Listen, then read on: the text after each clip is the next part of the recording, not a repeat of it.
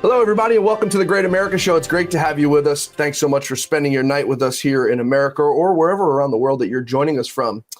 Today, I want to do a deep breakdown, a deep dive into something that we've all been witnessing, something that we've all been wondering about since Donald Trump took office in January. And it's the Attorney General of the United States, it's the Department of Justice, it's the FBI, and what exactly they are doing. We're now months into this administration. We have no Epstein documents. We were promised Epstein documents. The RFK, the JFK files, not entirely released, still thousands of pages that are withheld. And we have a guest today, a very special guest. He's going to be joining us in just a few moments. Attorney Kevin Evans, who's been suing the Department of Justice since 2022 over documents that pertain to Hunter Biden and Joe Biden and Jim Biden and money that they made overseas. It's going on now almost 4 years, and he still doesn't have the documents that they confirmed that they had. Now, it's understandable before Donald Trump took office in January why the Department of Justice would be covering for the Bidens, right? It's Joe Biden, it's Merrick Garland, it's the whole bureaucratic garbage, dumpster fire that's protected this man his entire career. But now Donald Trump is in office. Kash Patel is at the FBI. Pam Bondi's at the helm of the DOJ. You would think that these people would want the truth out about the 2020 election, things that happened, irregularities, things that the Bidens did, where the Bidens made their money. They're so excited. They were so excited to go after Donald Trump in 2016 and 2020, spied on him, tried to ruin his life, fingerprinted him, arrested him, mugshotted him. You would think that his administration, and I'm not saying him, but his administration would want to look into some of the things that happened, some of the miscarriages of justice that have went on in this country. But now, months into this administration, seemingly, it doesn't seem like that's the case. Now, why? Back in February, I think the date was February 21st, Pam Bondi went on Fox News and broke some news. Take a listen. The DOJ may be releasing the list of Jeffrey Epstein's clients. Will that really happen? It's sitting on my desk right now to review. That's been a directive by President Trump. I'm reviewing that. I'm reviewing JFK files, MLK files. That's all in the process of being reviewed because that was done at the directive of the president from all of these agencies. So have you seen anything that you said, oh my gosh? Not yet. Okay. Well, we'll check back with you. At the directive of the president, President Trump ordered her to release the documents. Okay. That's February 21st, okay, months ago. March, April, we're now into the first week of May, okay. I understand it takes a little bit of time to get those documents. Let's keep that date in mind, February 21st. Now, just days later, Pam Bondi went on Jesse Waters' show, also on Fox News, February 26th, and had this to say. One of the things a lot of people are wondering, because you said last week that you have the Epstein files on your desk, is when can we see them and what's taking so long to release them? I do. Jesse, there are well over, this will make you sick, 200 victims. 200. So we have over 250 actually. So we have to make sure that their identity is protected and their personal information. But other than that, I think tomorrow, the personal information of victims. Other than that, I think tomorrow, Jesse, breaking news right now, you're going to see some Epstein information being released by my office. Now we all remember what happened on that tomorrow date. Pam Bondi invited a group of conservative influencers to the White House. She gave out binders that said Epstein files. It was 200 or so pages. Now, you often hear me make fun of her about that because she says those are the documents. Now, any attorney, and I'm not an attorney, okay, by no stretch of the imagination, but I've read quite a few of court cases, quite a few briefings, and I know that something as simple as a DUI, a petty theft, there's going to be more than 200 documents in the case. So that didn't really make much sense. So what did Pam Bondi release on that day? She released Jeffrey Epstein's call logbook, which had, and by the way, it was redacted, but that had already been released years prior from civil lawsuits. Okay, so I was in possession of that 2 years ago, fully unredacted. She released some of Jeffrey Epstein's flight logs, redacted. Those also were previously released in 2023 from civil suits, unredacted. Those were the Epstein files. So now it was like Pam Bondi spit into the wind and it came back and hit her right in the face, but she showed no shame. So that's February 26th. Okay, follow me on this timeline because it's important now that we're looking at January, February, March, April, May, 5 months, and we still have no clearer picture on anything Jeffrey Epstein, which really doesn't make much sense, right? Because we're told he's an individual citizen. He's a private citizen, not some government official, right? Wasn't a CIA agent to the best of our knowledge. What's taking so long to release the information? Now, we're not asking for victims' names. Those people deserve to be respected, and by law, they are respected. We're asking for simple things. Who was on Jeffrey Epstein's island? Who was he in contact with? Who knew about his behaviors? Because if nobody knew about it, it was the best kept secret since, I guess, Diddy. But nobody seems to know, right? Nobody knew. He was in trouble a few times in Florida. Pam Bondi was, I believe, the attorney of Florida at the time, overseeing that case. Now, it didn't make sense. So now let's fast forward. That's February 26th. The beginning of March, some members of Congress started speaking out about the situation because I think they were getting a little fed up. Congressman Tim Burchett, who's constantly on this show, he's a dear friend of mine. I know him personally, and I know him to be an extremely honorable guy. March 4th, President Trump addressed the nation to a joint session of Congress. You folks all remember that. And Tim Burchett sat down with Benny Johnson, my buddy Benny, for an interview and had this to say about the Epstein documents. What the hell's going on with this list, man? Like, Epstein. Like what's going? You know, I had to ask. I'm glad you did. It's probably the only guy I'm going to ask because I love you. And I think. But what's going on there? I was on with Geraldo last night, and he says he doesn't think it exists. I don't think it exists anymore. I think they've doctored it, and I don't think we shouldn't trust what comes out. I just think it's they've delayed it, and there was no. And she was way over her skis when she said that it's sitting on my desk. Now, why the heck would she say that? Why would she say that? I mean, she's big dogging it, and it blew up in her face. That was a stupid move. So apparently a big dump truck full of evidence came into the DOJ after some key firings in the FBI. Do you believe that? Yeah. I'll believe it when I see it. Okay. It's just like the Kennedy files and the UFO files and RFK and JFK. It's been too long, and all of a sudden, we're going to look at President Trump starts raising Cain about John F. Kennedy, and all of a sudden they find 14,000 new files just out of the blue. I mean, it's like, what is this? Raiders of the Lost Ark, warehouse that they got this stuff in. I don't know. It's ridiculous. It's a cover up. The sewer is groaning right now because of Donald J. Trump. I just pray he stays healthy. So that's a U.S. congressman, a man who sits on the House Oversight Committee. He's not just some BS congressman who's talking out his rear end. He knows what's going on in D.C. He's in the know, in on all the meetings on Congressman House Oversight Chairman James Comer's committee. Knows what's going on. Okay, so are we supposed to not believe him? Okay, you may say it's one man. What the heck does he know? Let's take a listen to a hit yesterday on Benny Johnson's show once again with House Oversight Chairman James Comer.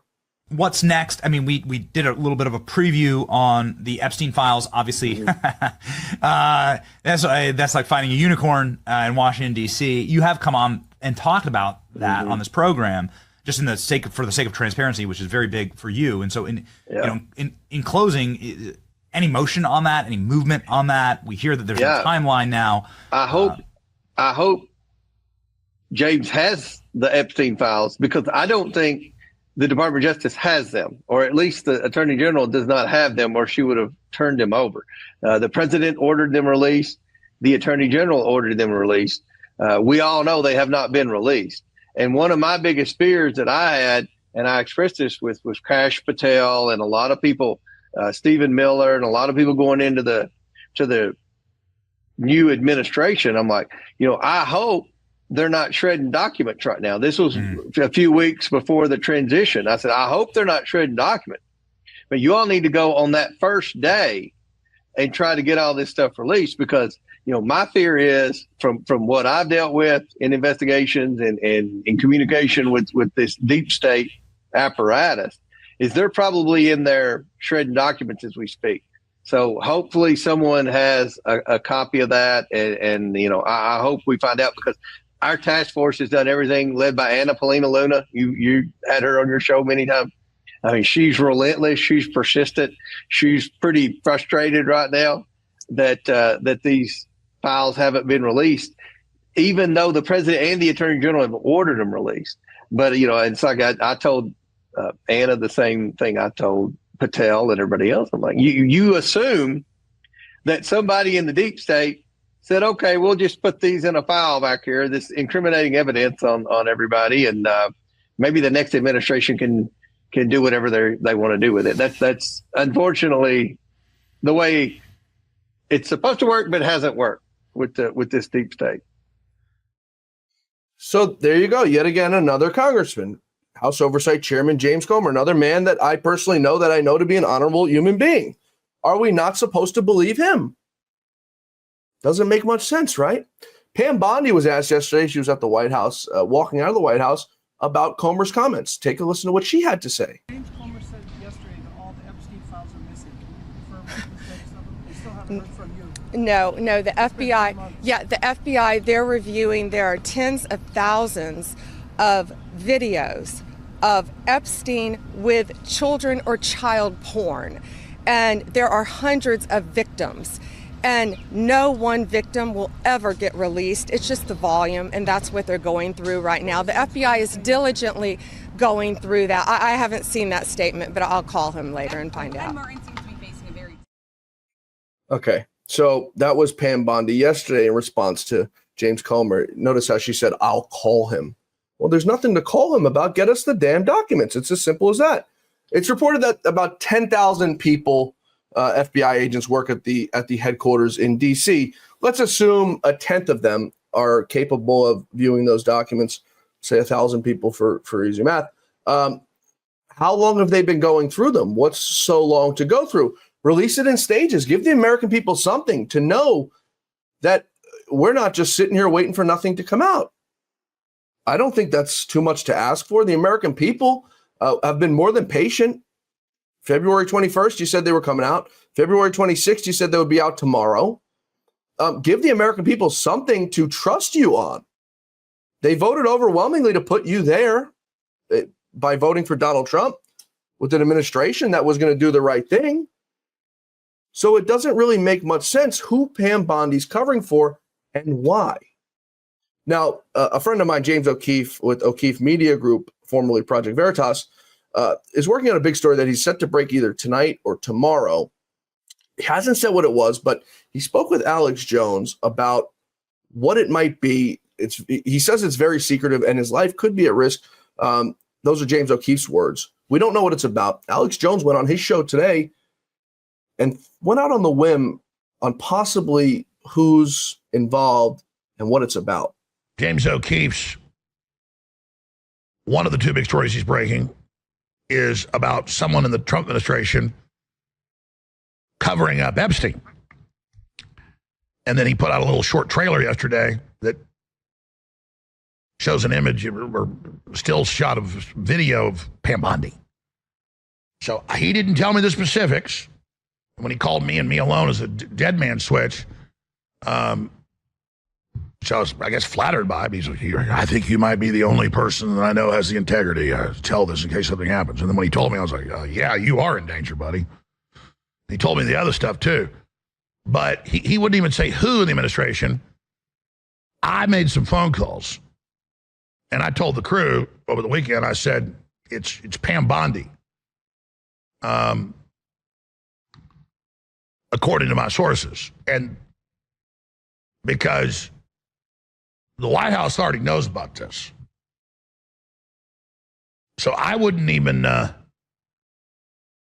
the crew last week what the specifics were because I don't want to endanger them. And then there's two other big stories And it looks like this little promo video that he put out, he's kind of putting the three together because it's a big Pfizer news. And then some more Epstein news connected to the Democrats. But I'm going to stop right there and wait and see what he puts out today. So we're going to be watching, obviously, his X account, Keith Media Group, very, very closely. Now, sort of interesting and chilling if you think about it. Big investigation he's been working on, and we'll monitor it and bring it to you guys as soon as it comes out. But it's troubling to know that she may be complicit in something. What is she protecting? Who is she covering up? Was it have something to do with her time as attorney for Florida? But how many more people need to go after the Justice Department?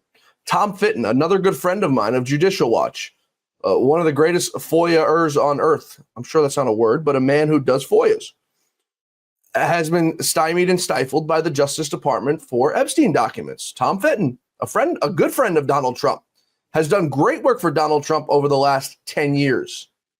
And the gross abuses of our government has been stifled and stymied by Pam Bondi and her Department of Justice. This is just, now, there's going to be some of you guys who will be upset with this episode today, but I don't owe anybody anything. I owe to you, the audience, the truth. When Lou and I started this show, the mantra was truth, justice, and the American way.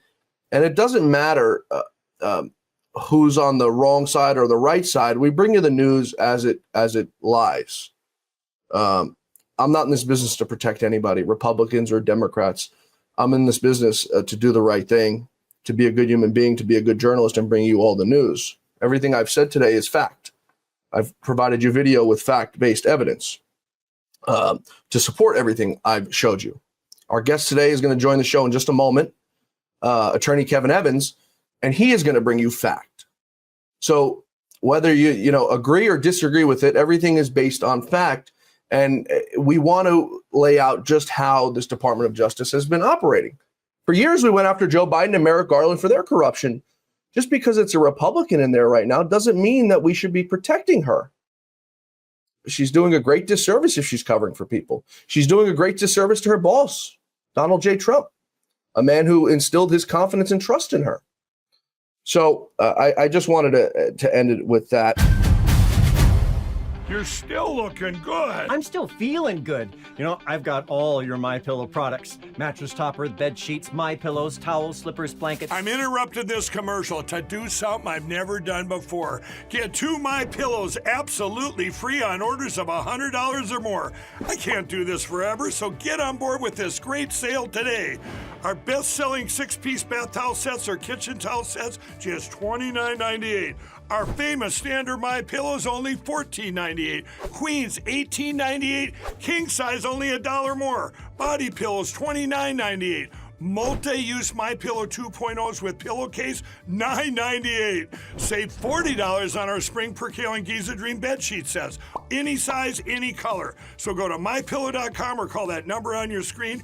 Use your promo code to save up to 80% on all MyPillow products.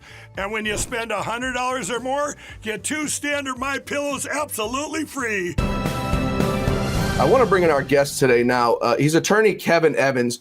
Kevin, it's great of you to join us today. I want to get to something you've been working on. 2020, you FOIA'd the government on documents relating to Joe Biden, Hunter Biden, and Jim Biden.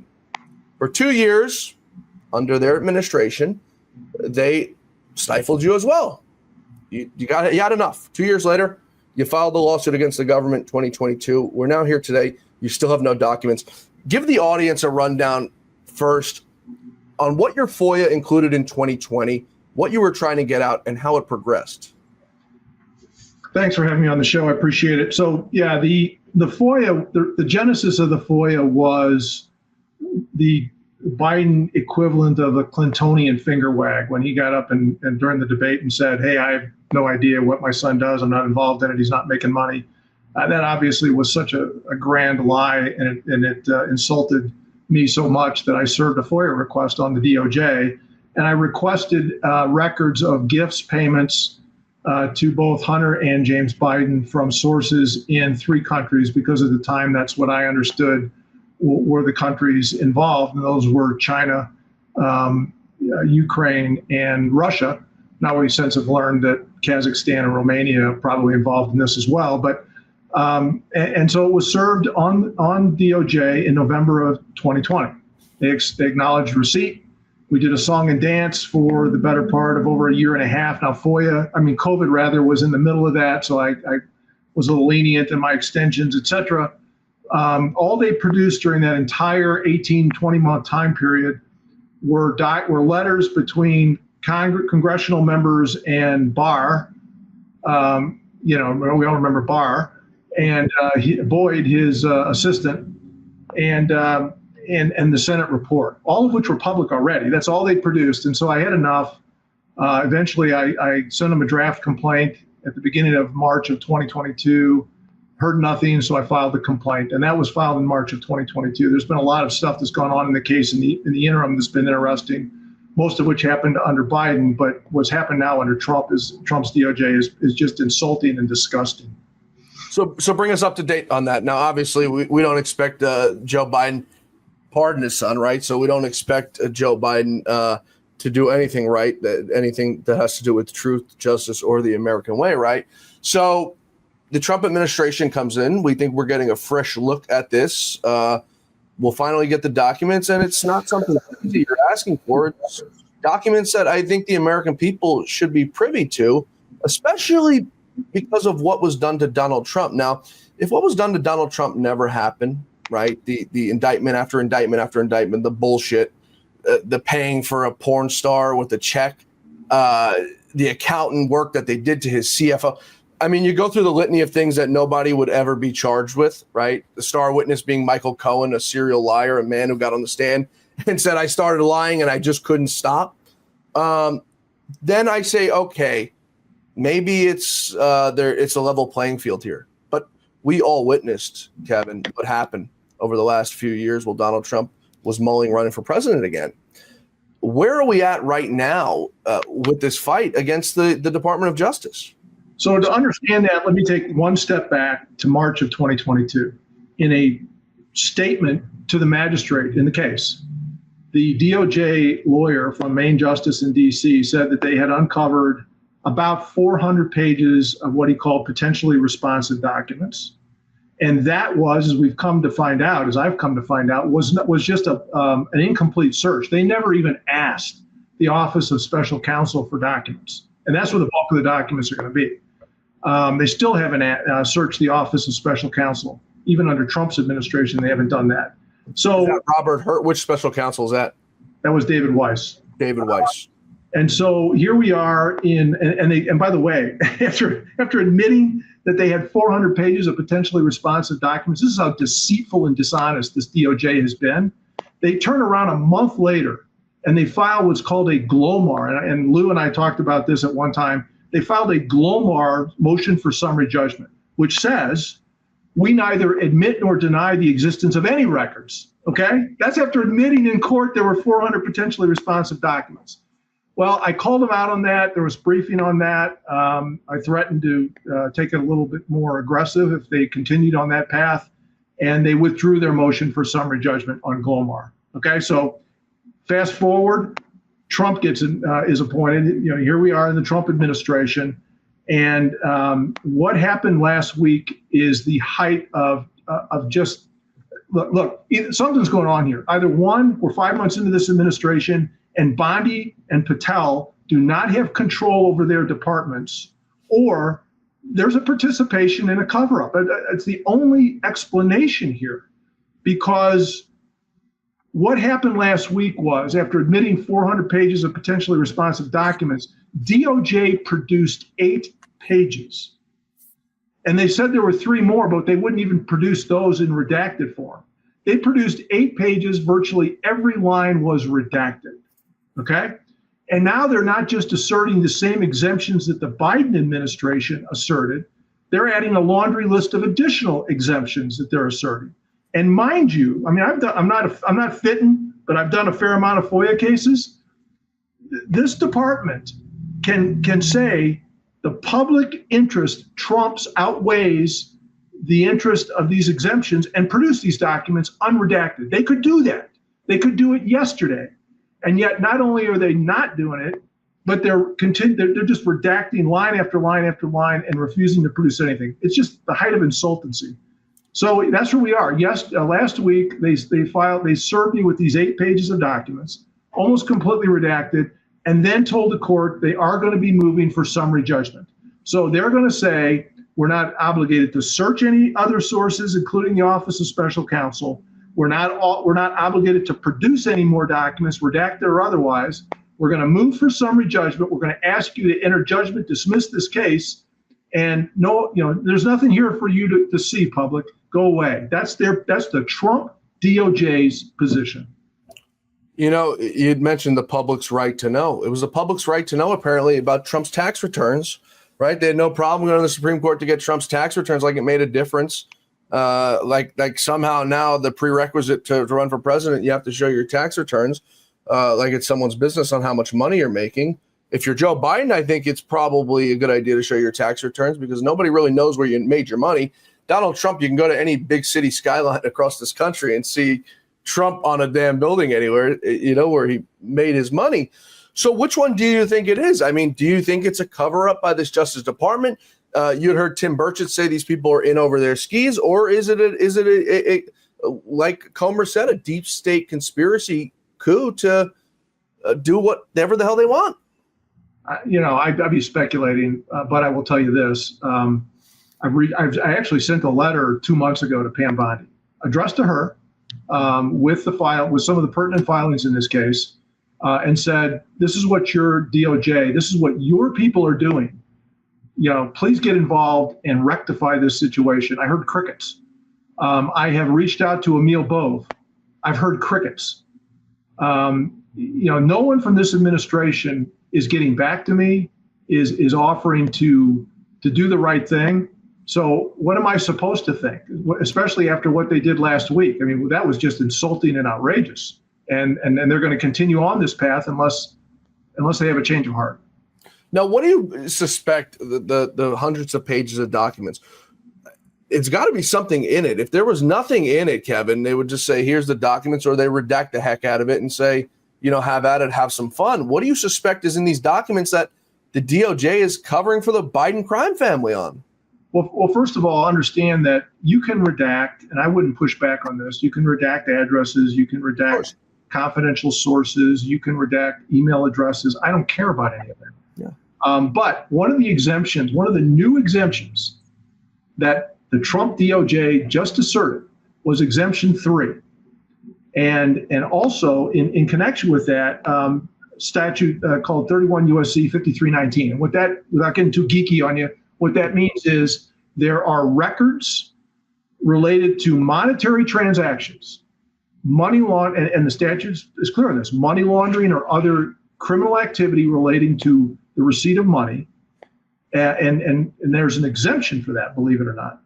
And so they asserted that exemption for the first time. So what's in there? Well, what's in there is evidence of what everybody suspected all along. What he got his pardon for, which is, the improper receipt of funds from overseas, the failure to, register as a FARA lobbyist, and we all know the people that have gotten in trouble for that. I suspect there's evidence you can follow the dots. There's probably nice evidence in there of a RICO conspiracy and RICO violations, but they're refusing to produce any of that. So I suspect, to answer your question, that's what you would find if they produce these in unredacted fashion. And you're 100% sure they exist, correct? Well, let me put it this way. I mean, I've been doing white collar work a long, long time, and there's something called a PROS memo, a prosecution memo, that has to go up and be approved before anybody can recommend criminal charges. Okay, not just against Hunter Biden, but against anybody in the federal system.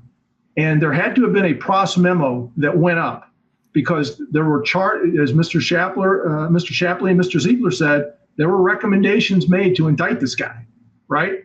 And so, yes, to answer your question bluntly, those documents exist to the extent they haven't been destroyed. Those documents exist, and that's what they would show. I'm quite confident of that. Tell me something, Kevin, because I'm not an attorney. Maybe some of the audience members are attorneys.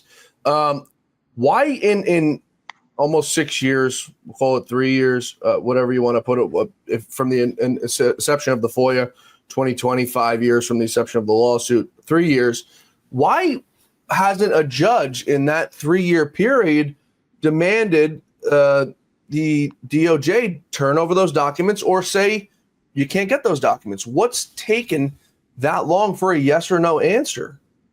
Well, I will tell you that in my experience, and maybe Tom Fitton will tell you the same thing, FOIA has become toothless. And judges, whatever DOJ or whatever the government agency, because I haven't done FOIAs just against DOJ, I've done FOIAs against the SEC and other agencies in the past. Whatever those agencies assert by way of exemptions, the government, the judges tend to just, rubber stamp. Okay, that's been my experience, and it's unfortunate because FOIA has become almost a toothless vehicle, and so the delays the delays are the result of requests by the DOJ here, repeated delays in this case, and it, to me, I was fine with extensions because I was going to go nowhere with the Biden DOJ. And who knows what the next administration would be, and maybe I would get some traction there. So I wasn't pushing too hard in opposition of those extensions. And then when Trump won, I thought, oh, great, my strategy played out well. Well, and then here we are. But how long as an attorney, Kevin, are you supposed to sit back and say, okay, you kicked the can one time, you kicked the can 2 times, you've kicked it 3 times. How long are you supposed to sit back and say, this is acceptable, or like enough is enough? As an attorney, 2 years, 3 years, 4 years, how long are you supposed to sit and wait? Well, if this had been a different administration, before, I would not have been so amenable to these extensions, and I would have pushed much harder. But like I said, I thought the extensions played in my favor to play out this 4-year period of time. I will tell you this, in keeping with how deceitful and dishonest this DOJ has been, when Hunter Biden was indicted last go around, they came to me. The assistant who was handling the case from DC came to me and said, look, some of this may be mooted by what happens in the criminal trial and in the ultimate, if he's convicted, in the ultimate sentencing. So can we put this case on hold while that plays out, and then we can see if there are documents produced in the sentencing hearing or whatever that we could produce. We won't fight over those. And again, in keeping with my position, I said fine. But at the end of that process, after that unprecedented unconditional pardon, and I went back to this assistant and I said, okay, you said your position might change. And he said, well, our position was always going to be we weren't going to produce. Right? I mean, after telling me as an officer of the court and a lawyer, telling me that, and then coming back to me and basically saying, well, we were never going to change our position anyway. So we were, in essence, we were just buying time. That's what this DOJ has done. And this Trump DOJ is just perpetuating that. The problem is, Kevin, is I don't think Donald Trump knows about any of this stuff. It's a problem because we rely on him to do everything, right? Because it's what he always does. He negotiates his own deals. He's a one-man team in the sense where he can do everything. But the problem is he trusts some of these people around him. And I often say this on the show, Kevin, for the people who have never met him, he's actually like a very regular guy. He's a very personable guy, and he's very like a caring person in person. Every time I see him, how are you doing? How's the family? Very personable, very nice guy. And he relies on his people to do the right thing. And, by putting him in there, I think he thinks they are doing the right thing. So things like this, I don't think he'd know about because, if that were the case, he'd sit there and he'd say, what are we doing here? Get this guy the documents. Let's figure out what happened. I mean, Joe Biden directed Merrick Garland to go after him. We're getting plenty of those documents now. We had documents that came out today obtained by Just the News that shows Merrick Garland directed his DOJ to go after anyone who's talking about conservatives who are talking about guns or anything free speech online. We're getting those documents. I think if Donald Trump knew about this, he would say, what are we doing here? Get these documents out. Well, let me just also share with you, I mean, I don't doubt that, but let me just also share with you the one document actually there were two, but this one in particular that was not redacted, the one email in these 8 pages, right? And they had no problem not redacting this email. And that email said, it was a guy from the tax department at DOJ, and it said, quote, less ominous than I was originally told. I saw that. Biden, okay? And I'd love to get Mr. Shapley and Mr. Ziegler's response to that comment by their colleague in the tax department about less ominous. They had no problem not redacting that. We know that was a farce. We know that's false. Otherwise, you wouldn't now be asserting Exemption 3 of FOIA, money laundering, other criminal activities related to money. So clearly there was ominous behavior there. But again, look, this is Trump's DOJ who's doing this. This isn't Biden's DOJ. This is Trump's DOJ. And he put her in charge. So whether he knows about it or not, he put this woman in charge of the Department of Justice, and she's either doesn't have the competence to understand what's going on or isn't curious enough to instruct her underlings to give her full reports on what's going on in each district, in each jurisdiction. What cases do I need to know about? Because if she had done that, that's the first thing I would have done, by the way, as an attorney general. I would have said, I want to report a memo in each jurisdiction on things I need to know about. Okay? Apparently she hasn't done that or isn't curious enough to do it. But be that as it may, this is her department, and she's responsible for it, and she is doing this. And in a sense, what she is doing is more egregious than what the Biden DOJ did, because they're taking positions that not even the Biden DOJ took. I hear every day about the products you all wish MyPillow carried. Well, guess what? We probably do. Slippers, bathrobes, pet beds, blankets, mattresses, sleepwear, loungewear, duvets, comforters, pot holders, aprons, oven mitts, and so much more. And they're all on sale. For example, get our best-selling standard MyPillows for only $14.98. Body pillows, $29.98. 6-piece bath towels or kitchen towel sets, just $29.98. Multi-use MyPillow 2.0s with pillowcase, $9.98. Save $40 on our Spring Percale and Giza Dream bed sheet sets. Any size, any color, and so much more. So go to MyPillow.com or call the number on your screen. Use your promo code to save up to 80% on all MyPillow products. And I've never done this before. When you spend $100 or more, you're going to get 2 standard MyPillows absolutely free. The other problem, too, I think we have here, Kevin, is these holdovers. It was the same thing that happened to him the first time. He's got these assistant attorneys. I don't what level attorney. I'm not sure what level attorney handles case like this. I guess assistant attorney for whatever. He's got all these holdovers from the Biden administration. What they should have done from day one is go in there and level the place, pull people out of private practice as he did with Emil, pull people out of private practice as he did with his other attorney who represented him up in New York. His name is slipping my mind. It's Todd Blanchett. Todd Blanche. Yeah. I think the gentleman, John Sauer from Florida, another one. Pull these people out of Hermie Dillon, pull them out of private practice, and appoint one person for each division, as you said, and say, look at this, look at the cases they're running, look at the work they've been doing, look at what they did for the last 4 years, look if there's been any sort of suspicious behavior, and get them the hell out. If cases got to sit and wait, you've waited 2.5 years, 3 years to get absolutely nothing. What difference does it make if you're short attorneys in this place, if you're going to maybe possibly get people of good quality, Kevin? Yeah, you got to be a little careful about that. You can certainly replace U.S. attorneys. You can certainly replace people in administrative, high-level administrative positions at DOJ, line assistants, and, career attorneys. You got to be careful about just going in and making wholesale changes. But you're right. He could have done exactly what you said and put those people in a position of authority, and they could have done this. Again, it's the first thing I would have done. Let me know the important cases and jurisdictions and what I need to be aware of. And I'll tell you this. I said this to somebody yesterday in a similar interview. You're either helping to expose what happened here, or you're part of the cover-up. You're participating in the cover-up. And the only thing I can say, based upon my experience with Trump's DOJ, is the latter.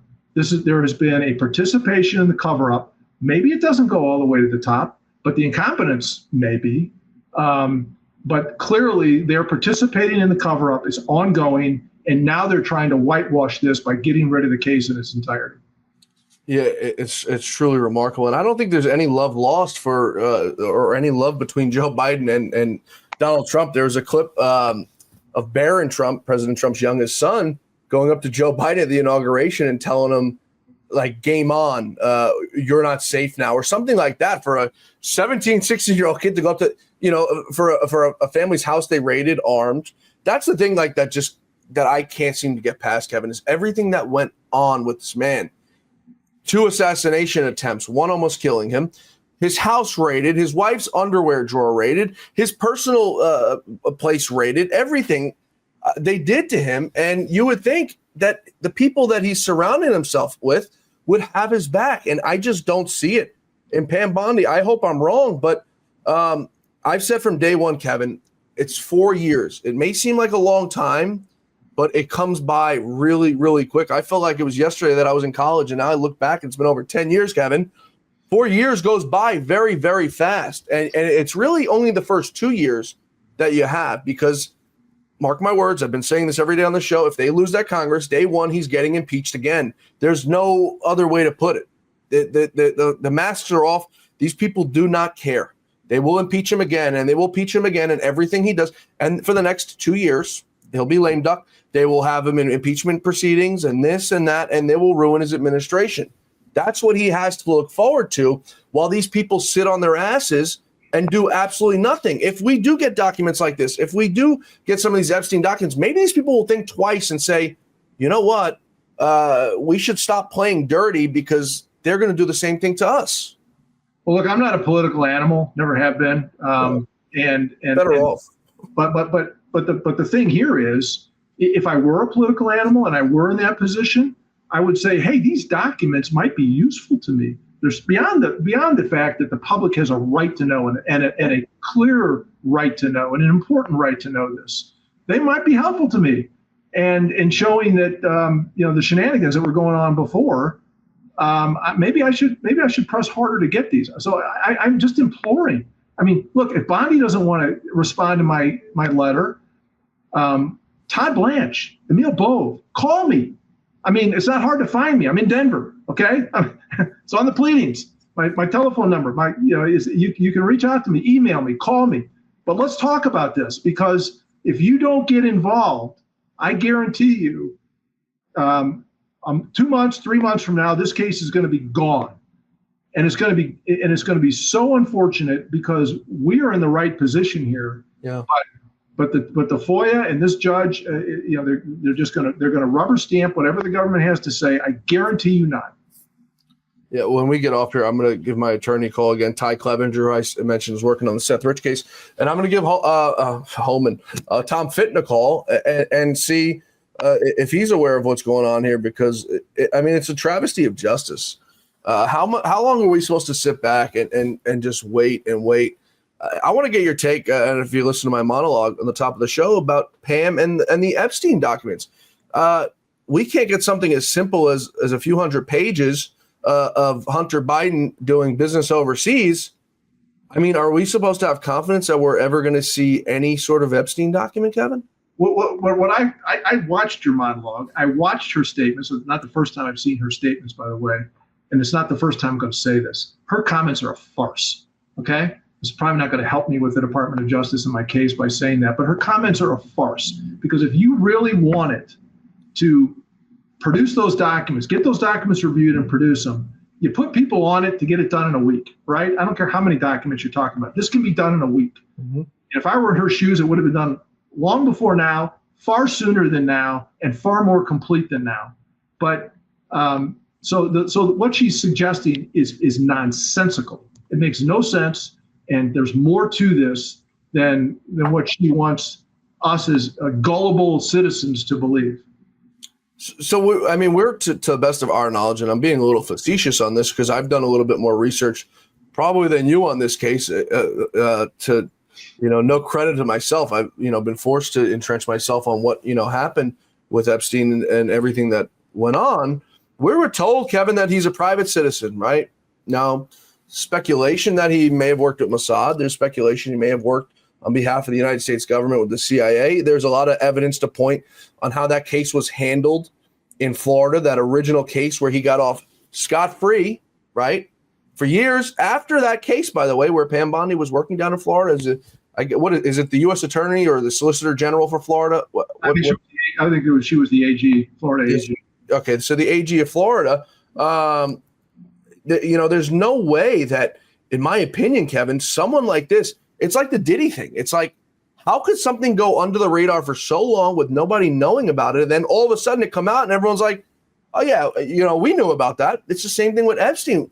We knew there was a 3 or 4 year period, maybe a little less, from his time he got in trouble in Florida to the time where the FBI and the federal government got involved. How do you have such a lapse like that when this was this bad of a human being? Like, the stuff he was doing was just atrocious, apparently. Yeah, that plea deal in Florida. I mean, when I heard about it, several years ago, my eyes rolled back.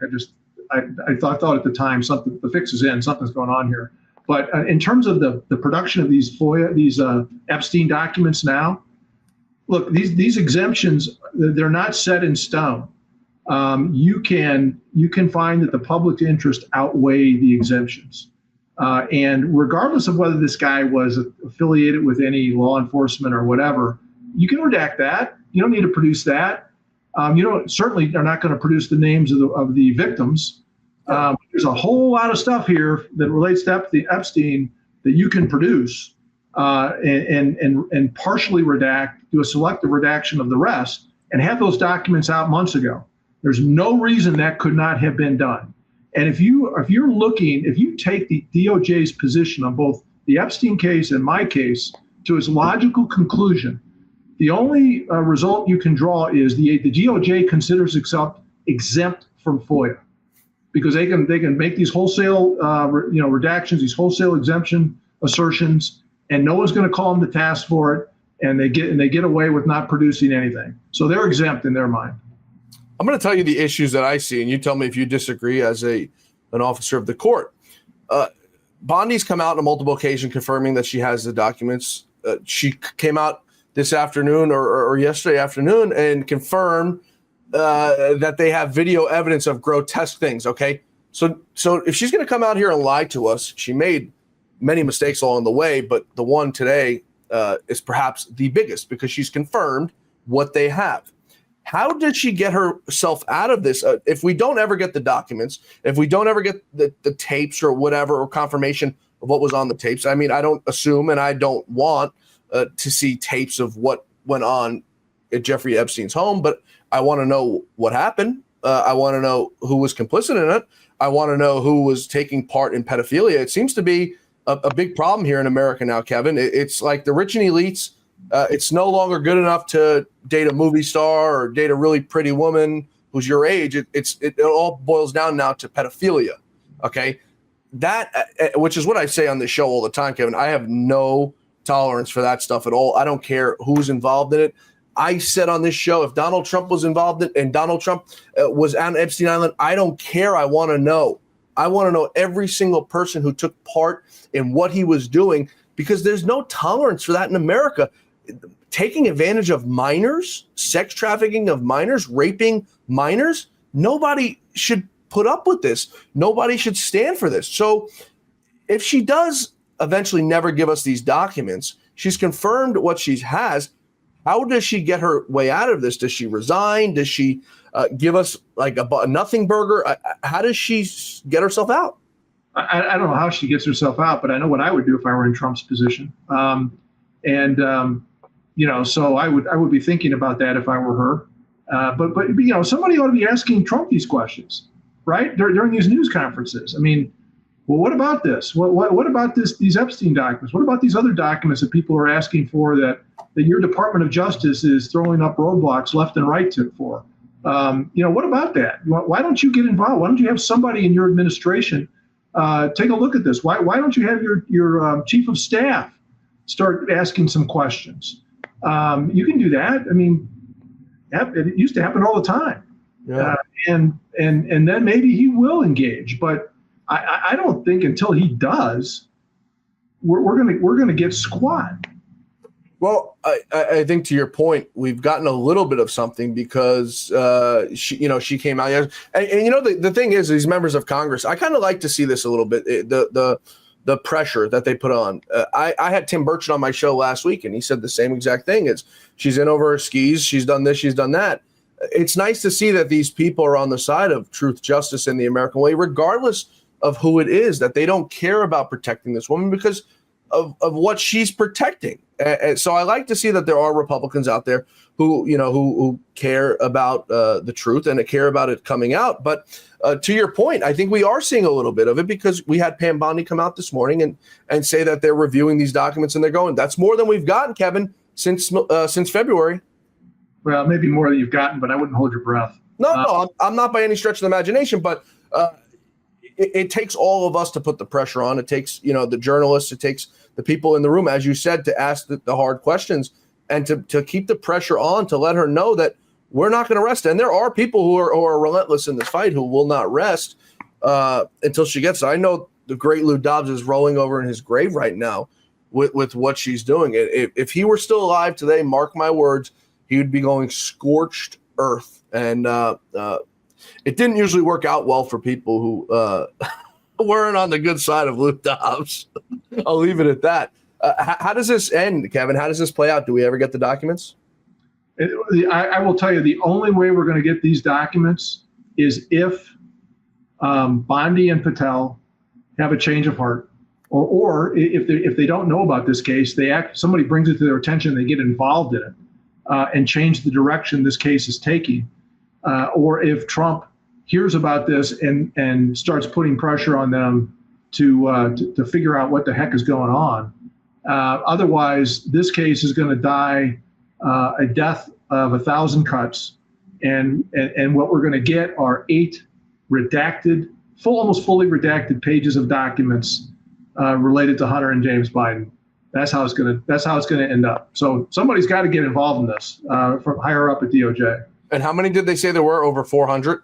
Well, that was in May of 2022. They said there were over 400 pages, and that did not include, as we've come to find out, a search or a request from the Office of Special Counsel for their documents. And that's where the treasure trove is going to be, because the Office of Special Counsel was David Weiss, who's the guy from Delaware who, was going to do the sweetheart deal with him after, indicting him on a slap of the wrist. So, that's where the real meat is going to be here. And I don't know if those documents still exist. Who knows? Is there anything Congress can do to expedite this? I hear Burchett and others, trying to put pressure on, but I don't think there's anything Congress can do. The one thing I've been imploring Congress to do for several years is strengthen FOIA. Take a look at these decisions that have come out over the years in FOIA and give it its teeth back. That is something Congress could do. It's not going to help us in the short term. It's not going to help us with these cases. Short of an act of God or the higher ups and the administration, we're never going to see these documents. But that clearly needs to be done.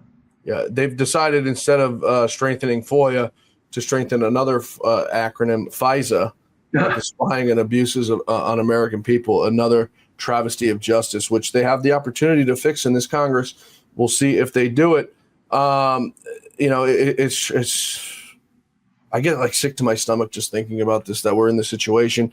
I'm going to wrap up with asking you this. Do you feel that because Biden's gone off into the sunset, Hunter Biden can never run for office, no Biden will ever seek office again, their business dealings are presumably all done, U.S. aid is ending in a lot of these places where I've been told they used contracts to make some money there.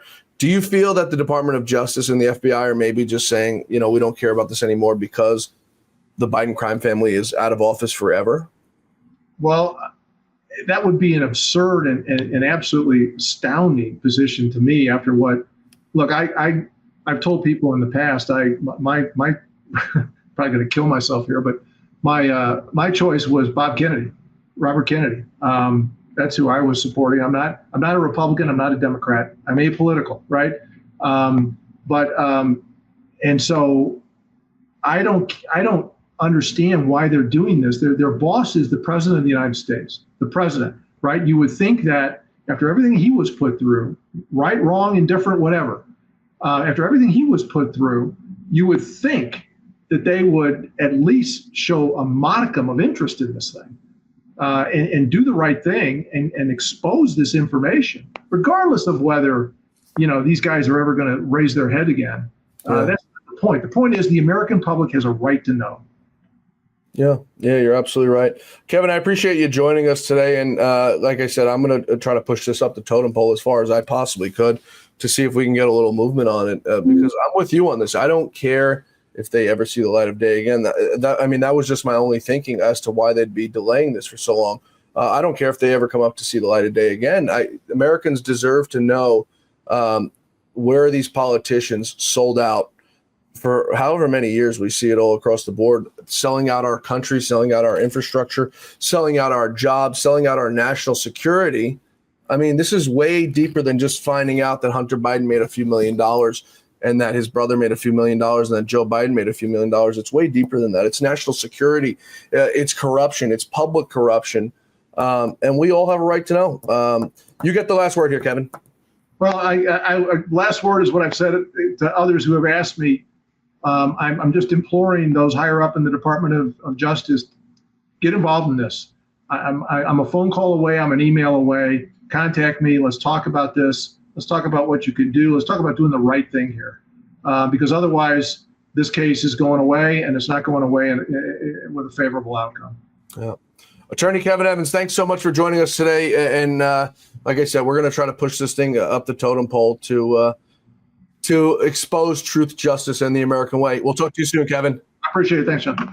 Thanks to Attorney Kevin Evans, folks, and thank you all for being with us today here on the Great America Show. I hope you enjoyed today's episode and it was informational because that's what I try to do here every day is bring information that you're not getting on the mainstream, that you're not getting from Fox News and other mainstream outlets, to take a different perspective and a different look at things and take a broader view before narrowing in on what really matters. So I hope you enjoyed it as much as I did. Kevin Evans, a great man, a great American, for putting a target on his back to just expose the truth, right?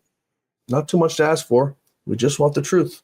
Truth, justice, and the American way. Folks, we'll hope to see you back here tomorrow for the Great America Show, where our quest for truth, justice, and the American way continues against all odds, against all enemies, against it all.